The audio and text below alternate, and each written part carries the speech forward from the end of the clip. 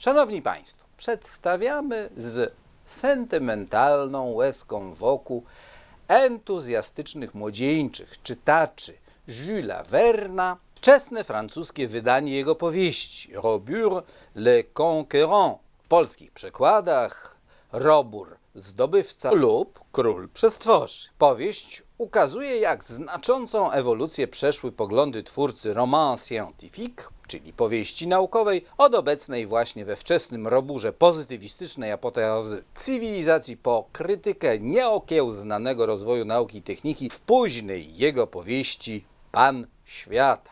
Verne był komediopisarzem, publicystą, a przede wszystkim współtwórcą nowożytnej literatury fantastyczno-naukowej. Sławę przyniosło mu wydanie powieści 5 tygodni w balonie.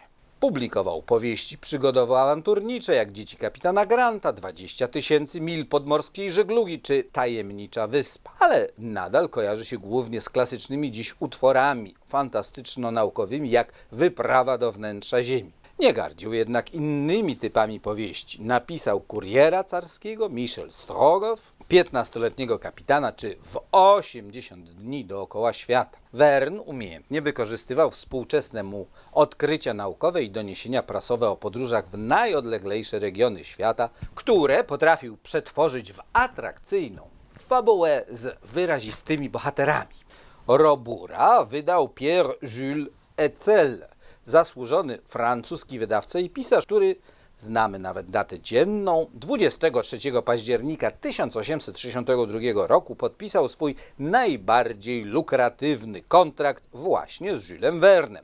Wydał pierwszy bestseller pisarza, a łącznie w cyklu Niezwykłe podróże Le Voyage Extraordinaire kilkadziesiąt powieści francuskiego pisarza. Publikował też Balzaca, Hugo, Georges Sand i Zola. Wspomniany cykl był pięknie wydawany, czego przykładem jest nasz egzemplarz Robura z ilustracjami drzeworytowymi, złoconymi obcięciami, z ozdobną oprawą wydawniczą, tłoczonymi napisami i zdobieniami na licu i grzbiecie.